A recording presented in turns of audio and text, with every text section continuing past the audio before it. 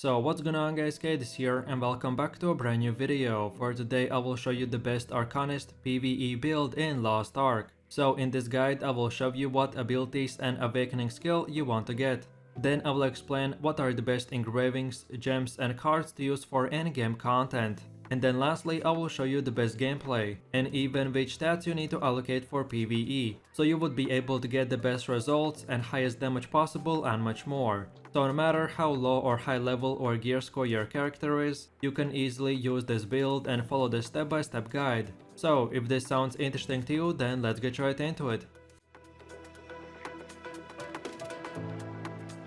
So Arcanist is a mage class that uses dark magic cards. She has RNG mechanics added to her identity skill, which I will explain later in the video. This is definitely not an easy class to pick up and play, but if you know how to use it to your best advantage, then you will be able to do crazy amount of damage. So then at the endgame we will be using the Order of the Emperor Engraving, which will increase our skill deck meter by 50% gain, and then plus 30% increased damage. And then on top of all this, we will get one extra Emperor card deck, which we will be able to use to deal super high damage and much more. So if you're looking for the best leveling, raiding, chaos dungeon or any other PvE content build, then this is the one for you. Okay, so now let's move over to the build itself, and these are the skills you want to have. And here at the start I will show you a full endgame build with 414 skill points, but later in the video I will show you the same build but just with 256 points. So this way, no matter if you just started playing this class or if you are already in the late game, you will be able to use this build right from the start. So then for the first ability we have the Evoke, and we use 11 levels to unlock the Quick Draw, Magic Addiction and Overlapping Magic Circle. Then for your gem you want to get the cooldown reduction gem. And then lastly for your rune you want to select the Wealth. Then for the second ability we have the Checkmate, and we use again 11 levels to unlock the Piercing Strike, Concentrated Darkness and Deadline. Then for your gems you want to get both of them, so one for cooldown reduction and the other one for damage increase. And then lastly for your rune you want to select Gale Wind. Then for the next one we have the Dark Resurrection skill, and we use once again 11 levels to unlock the Piercing Strike, Intense Card and Furious Blow. Then for your gem you want to get the cooldown reduction gem. And then lastly for your rune you want to select Focus. Then for the fourth ability we have the Celestial Rain, and we use 12 levels to unlock the Vital Point Strike, Enhanced Strike and Weak Point Detection. Then for your gems you want to get both of them, so one for cooldown reduction and the other one for damage increase. And then lastly for your rune you want to get Focus.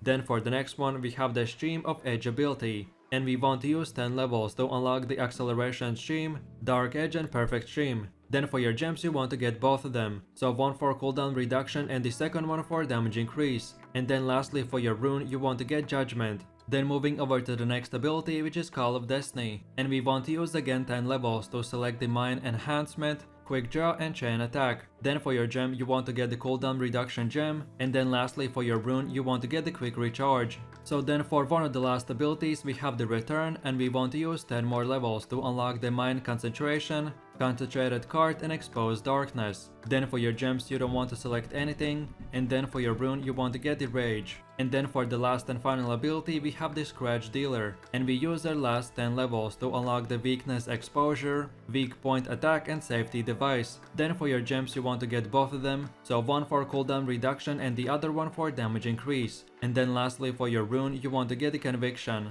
Then as well after level 50 for your awakening skill you want to get the Prismatic Mirror. And then on top of all this, focus on equipping as high item level gear as you can. And then at the end game you should have 450 crit and 1350 swiftness. But if you have more or less points than this, then try to have around 70% stats into swiftness and 30% stats into crit.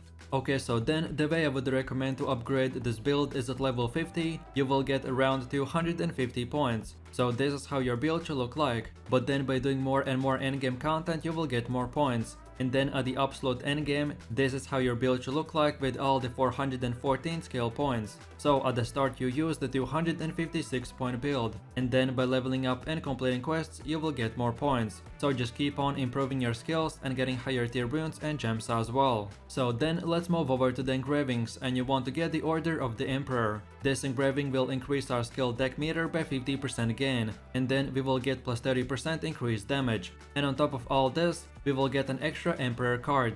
So overall from both class engravings, this one will give us the highest damage possible. So then for the second engraving we have the all-out attack, and this will give us casting skill speed and damage increase by 20%. As you can tell, plus 20% damage can hurt, and as we have very high swiftness, so this engraving for this class will be very powerful. Then the next one is called Mass Increase, and this engraving will reduce our attack speed by minus 10%, while in return it will give us plus 18% power. So as we have a lot of swiftness, so we can easily sacrifice 10% for even more damage. Then for the fourth engraving you want to get Adrenaline. This will give us plus 1% attack power for up to 6 seconds for up to 6 stacks. And then when the stacks have reached max, then we will get plus 15% crit rate. So this engraving will give us the ability to do massive amounts of damage at the end of the rotation. Then the next one is called the Raid Captain, and this engraving will increase our outgoing damage by plus 45% from basic movement bonus. As I have already mentioned, we have very high swiftness, so we want to take advantage of it as much as possible. And then for the last engraving we have the Grudge,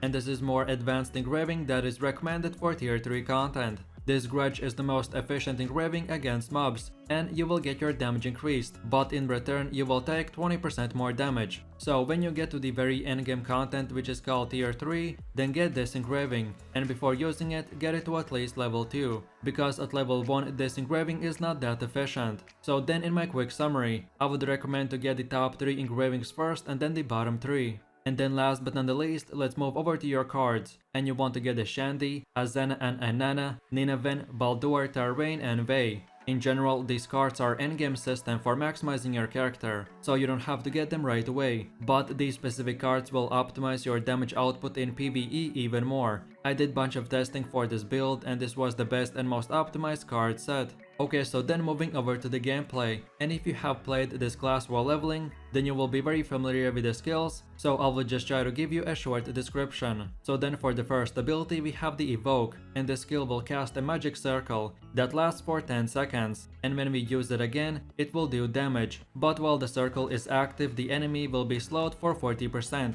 and then after we do damage, he will be poisoned every second, that can stack up to 3 times. Then the next ability is called Checkmate, and this skill will quickly throw cards that each do bunch of damage, and each hit you will increase your damage by plus 5%, and this can stack up to 80%. Then for the next one we have the Dark Resurrection, and this ability will throw cards that summon a demon, which will attack enemies and fear them for up to 3 seconds. And then on top of everything else, because of our tripods, on enemy hit we will get to lower his defenses by 30% and increase our outgoing damage by plus 25%. So that's why we will want to use the skill usually at the beginning of the fight. Then for the next ability we have the Celestial Rain, and this skill will rain down a bunch of cards that do damage, and when the enemies get hit, they will be slammed on the ground and receive stagger. Then the next ability is called Stream of Edge, and this skill will open 2 portals that will attack all enemies in AoE range. When you activate the skill, it will increase your movement speed by 20% for the next 3 seconds, and you will be able to stack your crit up to 15% for another 3 seconds. Then moving over to the next one, which is the Call of Destiny skill, and this will throw a card that does damage and launches enemies in the air. Then for one of our last abilities we have the Return, and this skill will throw a card that does damage, and then we can use it again to do damage twice and slam the enemies on the ground. Then for the last normal ability we have the Scratch Dealer, and this will move our character 7 meters and deal damage. We can use the skill again to strike downwards and deal damage again. This is a great mobility skill that will debuff the enemies as well. And then last but not the least, for your Awakening skill we have the Prismatic Mirror that summons a stack of huge cards that will do damage to the targeted location.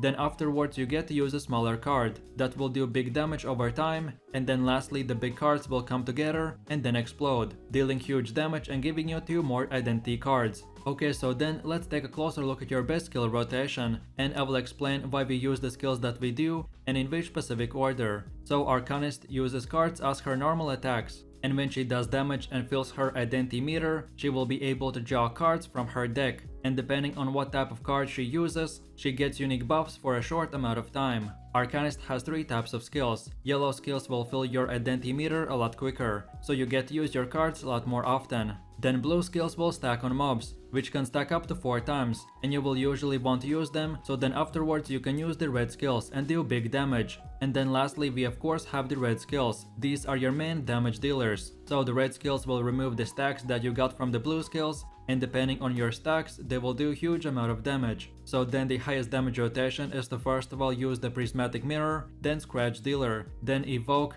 then Stream of Edge, then afterwards Dark Resurrection, then Return, then Evoke again, then Checkmate, and then finish it off with the Celestial Rain. So then let's see what we did in this rotation. We first of all use our Awakening skill to get 2 free cards. So then afterwards we press Scratch Dealer 3 times to get attack and movement speed buff. Then we use Evoke once to put a circle on the enemy. Then we use the Stream of Edge to get a crit rate buff. Then we use the Dark Resurrection to deal damage and build our identity. Then we use the Return to get a crit damage buff. Then afterwards we use the Evoke again to detonate the circle that we previously placed on the enemy. Then we want to hold the Checkmate skill until the last shot lands, and this is a back attack, so use it behind the enemy to get increased speed and damage. And then lastly we finish it off with the Celestial Rain that will do huge amount of damage. This is the exact rotation that you want to use, and we want to use all the skills as fast as possible, so our damage buffs from the Return and Stream of Edge doesn't end when we are using our main DPS skills. And then as for using our identity skill, this is a bit more complicated, but in a short summary, you want to read each card's description, and depending on which card you get, you want to use it in different times. Usually what I do is I use the Fortune card to reset Awakening for the second rotation. Then for the Skull, Twisted Fate and Emperor card, you want to use them right after you activate the Return ability. And then lastly for the other cards, I recommend to use them whenever you draw the card, because this build uses a lot of yellow skills. So you will be able to draw 3 to 4 cards each rotation. So for you to not block the previous cards, then you want to use them as soon as you get them, and that's about it. So with that said, I really do appreciate everyone for watching guys, and I hope you enjoyed it. If you have any suggestions, feedback or other good Lost Ark PvE classes or builds that you would like to see in the next video, then feel free to leave your comments in the comment section down below. And while you're doing that, please click like, subscribe and enable that notification bell, so this way you could support the channel and you won't miss any more amazing content from me. With all this said, you have an amazing day and I will see you in my next video, so take it easy, peace.